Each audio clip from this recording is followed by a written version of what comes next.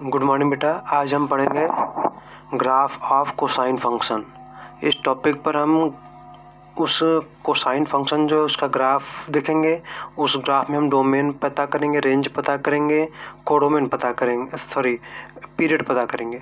साथ में उससे संबंधित जितने भी हमारा ग्राफ है, कुछ इंपॉर्टेंट ग्राफ जैसे cos square x, mod of cos x, ये सब कुछ इंपॉर्टेंट रिलेशन है। इन सबको भी आज इस सेशन में डिटेल में डिस्कस करेंगे।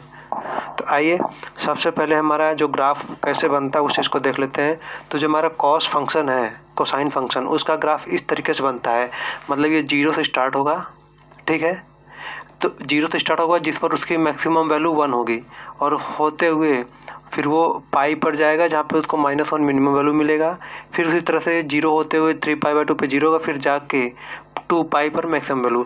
मतलब कि ये 0 से स्टार्ट होता है, 2π तक जाता है ग्राफ हमारा। तो पीरियड इसका 2π होगा। तो उससे पहले आइए देखते हैं पहले डोमेन और रेंज। तो हमारा ग्राफ जो है 0 से स्टार्ट होकर इस तरीके से रिपीट करता है। तो यहाँ से यहाँ तक का एक साइकिल कंप्लीट होता है। डोमेन क्या होता है? डोमेन का मतलब होता है कि all possible value on x axis. तो ये जो एक्स एक्सिस पर जितने पॉसिबल वैल्यू हमें मिलेंगे, जैसे 0, π/2, पाई, 3π/2, 2π, 5π/2, ठीक उसी तरह इस साइड। तो जितने एक्स एक्सिस पर हमें पॉसिबल वैल्यू मिलेंगे वो सारे क्या होते हैं? डोमेन होते हैं, ठीक है। तो वो डोमेन हमारा रियल, उस डोमेन में जो ये n होता है तो वो हमारा रियल नंबर होगा। पूरे रियल नंबर में लाई करेगा। जैसे हमारा ये n पाई हो या फिर 2n पाई हो, ठीक है। तो n क्या होता है हमारा? n हमारा यहाँ पे जो है पूरा रियल नंबर की बात करता है, ठीक है। तो यहाँ पे वही रियल नंबर की बात है कि n की जगह हम 1, 2, 3, -1, -2, -3 या फिर 1/2, 1/3 इस तरह से 1/5 वैल्यू रखेंगे। तो हमें उस हिसाब से हमें पूरे एक्स एक्सिस पे जितने पॉसिबल वैल्यू वो सभी चीज़ मिलेगा। तो इसलिए हमारा n जो है, डोमेन जो है, पूरा रियल नंबर होगा। मतलब कहने का मतलब है कि हम एक्स की जगह कौन कौन सी वैल्यू रख सकते हैं, ठीक है। तो आइए अब बात है रेंज की। रेंज का मतलब होता है कि वाई एक्सिस पर जितनी वैल्यू लाई करेगी, मतलब -1 से 1 के बीच में जो वैल्यू लाई करती है उससे हम कहते हैं क्या? रेंज, ठीक है। तो ये जो मैक्सिमम वैल्यू अटेंड करता है 1 पे, मिनिमम वैल्यू अटेंड करता है ग्राफ -1 पे। तो इसलिए -1 से 1 के बीच में जितनी भी वैल्यू हमें मिलेगी सब के सब हमारा रेंज कहलाएगा। पीरियड का मतलब होता है ये जो ग्राफ है रिपीट कब स्टार्ट कर देता है। तो देखिए ग्राफ हमारा ऊपर से स्टार्ट होता है, आधा ऊपर से स्टार्ट होता है लेफ्ट साइड से, फिर आधा जाते हुए फिर आधा इधर कंप्लीट हो जाता है इतना, फिर ऊपर से आधा नया ग्राफ स्टार्ट होता है। तो इसलिए 0 से 2π इसका क्या हो गया? पीरियड हो गया। तो मतलब 0 से 2π के लेंथ में ये हमारा एक कंप्लीट साइकिल रोटेट करता है, ठीक है। 0 से 2π के बीच में ये एक कंप्लीट साइकिल पूरा करता है, इसलिए हम इसका पीरियड क्या हो जाएगा? 2π हो जाएगा। Length on x axis 1 complete cycle. Period का मतलब कह रहा है कि एक्स एक्सिस पर एक कंप्लीट लेंथ जो होता है वो कितने लेंथ का? 2π का है। उसी को कहा गया length on x axis 1 complete cycle. 1 complete cycle में जितना लेंथ कवर करता है उसे कहते हैं पीरियड। तो ये वो 0 से स्टार्ट होकर 2π तक जाता है, तो एक साइकिल कंप्लीट होता है।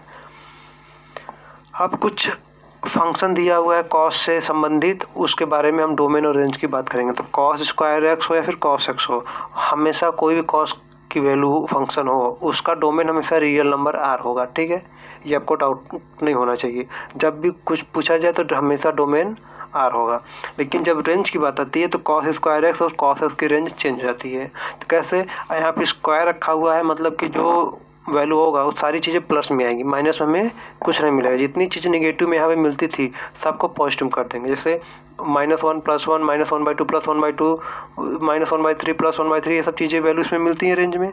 लेकिन माइनस वाली चीज़ को हटा देंगे, ठीक है, या फिर माइनस वाली चीज़ को प्लस कर देंगे। माइनस को चीज़ को हटा देंगे, माइनस वाले कंटेंट को हटा देंगे, 0 से जितने लेफ्ट साइड माइनस मिलते सबको हटा देंगे। तो बाकी जो जितना बचा हुआ ग्राफ होगा वो वैल्यू वो हमारा ये होगा, ठीक है, 0 से 1 के बीच में। तो इतनी ये सारी वैल्यू हमेशा पॉजिटिव होती है।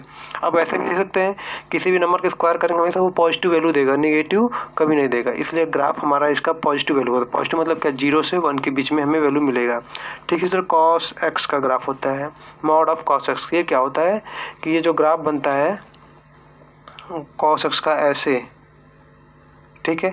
तो ये जो नीचे वाला है माइनस वाला पोर्शन, ये प्लस वाला है, ये प्लस वाला है, माइनस वाला पोर्शन शिफ्ट करके ऊपर हो जाता है। तो शिफ्ट करने के बाद हमारा इस तरीके से ऊपर ये बन जाता है। तो सारी चीज़ें ये 0 से मिनिमम से स्टार्ट तो मैक्सिमम 1 तक जाता है। तो इसलिए इसका भी रेंज क्या होता है, 0 से 1 के बीच में होता है क्लोज इंटरवल में।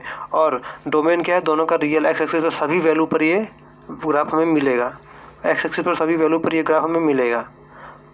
cos x का मिलता है तो मॉड cos x का भी मिलेगा, क्योंकि बस ये जो ये जो नीचे निगेटिव पोर्शन था ग्राफ का वो ऊपर शिफ्ट करके पॉजिटिव पोर्शन में चला गया। अब कुछ रिलेशन दिया हुआ cos x बराबर 0, ठीक है। cos x की वैल्यू 0 कहाँ कहाँ होती है, तो 0 आपका देखिए 0 पर होगा, π/2 पर होगा, 3π/2, 5π/2, -π/2, मतलब कि ऑड मल्टीपल पे मिल रहा है। तो ऑड मल्टीपल के लिए हम ये रिलेशन 2n+1 π/2 हम लिखते हैं।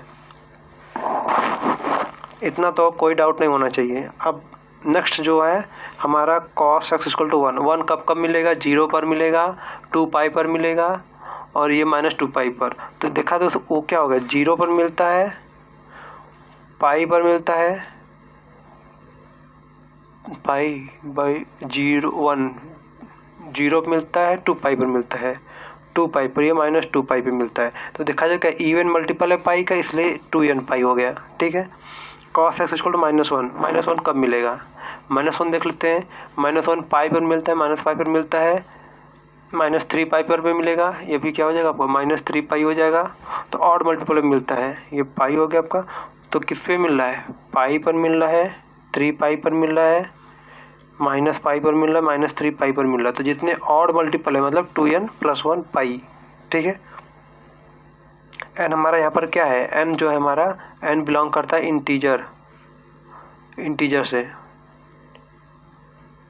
ठीक है, इंटीजर से बिलोंग करेगा। अब उसका कुछ इक्वेशन के रिलेशन दिए हुए हैं यहाँ पर, जैसे cos x = cos अल्फा, ये हमारा एक ट्रिग्नोमेट्रिक इक्वेशन है जो कि cos फंक्शन का है। तो इसका जो सॉल्यूशन होता है, मतलब x की वैल्यू जो मिलेगा आपको 2nπ प्लस अल्फ़ा इस फॉर्म में मिलेगा, हमेशा 2nπ प्लस अल्फ़ा के फॉर्म में इसका सॉल्यूशन मिलेगा। लेकिन cos स्क्वायर x बराबर cos स्क्वायर अल्फ़ा हो तो उसका सॉल्यूशन हमारा x जो होगा nπ प्लस माइनस अल्फ़ा के फॉर्म में मिलेगा। अब ये इन सब चीज़ों को हम नेक्स्ट वीडियो में स्टडी करेंगे, प्रूफ करेंगे कि ये आखिर कैसे आता है, ठीक है। तो इसको प्रूफ करेंगे, साथ में इसका पूरा कॉन्सेप्ट बताएंगे, किस टाइप के क्वेश्चन बनते हैं, हमें उस क्वेश्चन में क्या क्या करना होता है, तो उसके बारे में डिटेल सेक्शन रखेंगे हम नेक्स्ट वीडियो में। cos x > n = 0, ठीक है। cos हमारा 0 और 0 से बड़ा कब होगा, तो मतलब इन दोनों को मिला लेंगे, कौन कौन सा, ये इन दोनों को का यूनियन ले लेंगे, ठीक है, इन दोनों का यूनियन लेने के बाद जो हमें वैल्यू ऑब्टेंड होगा तो हमारा कहलाएगा cos x > 0 की वैल्यू। तो x belongs to union, n belongs to i। x belongs to union मतलब इंटरसेक्शन है, यूनियन मतलब इंटरसेक्शन नहीं, यूनियन है। और यूनियन में हमारा जो इसमें सारी n जो है वो इंटीजर से बिलोंग करना चाहिए, इसलिए 2nπ - π/2, 2nπ + π/2। मतलब कहने का मतलब है ये वाला ग्राफ रीजन जो है इसके ऊपर वाला, ये वाला ग्राफ का रीजन, ये ऊपर वाला, ये वाला ग्राफ का रीजन, इसके ऊपर वाला, सब चीज़ें ऊपर वाली, ठीक है। तो जितने भी सेट हमें मिलेंगे उन सब का यूनियन ले लेंगे। तो देखा जाए अगर n = 1 रखते हैं तो क्या आ जाए 2nπ - π/2, मतलब ये π/2 मिलेगा, π/2 मिलेगा और 2nπ n = 1, n = 0 रखते हैं, 0 रखेंगे तो -π/2 से π/2, 0 रखने पर हमें यहाँ से लेकर के यहाँ के बीच में मिलता है। फिर n = 1 रखेंगे तो 3π/2 से 5π/2, 3π/2 से 5π/2 के बीच में वैल्यू मिलेगा, ठीक है। ठीक उसी तरह n = -1 रखेंगे तो -3π/2 से -5π/2 के बीच में वैल्यू मिलेगी। तो हमको इस तरह से कंबाइंड फॉर्म में लिखते हैं इस रिलेशन को।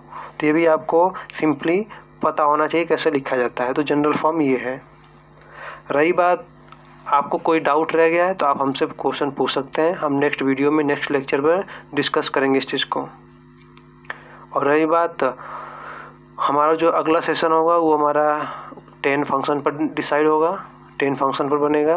अगर आपको वीडियो हमारा अच्छा लगता है तो हमारे चैनल को सब्सक्राइब करें, वीडियो को लाइक करें और अपने दोस्तों के बीच में शेयर करें, ताकि हमारा मोटिवेशन बढ़ता रहे और हम इसी तरह से कंटेंट आपके बीच में लेकर हाजिर होते रहें। तब तक के लिए बेटा धन्यवाद।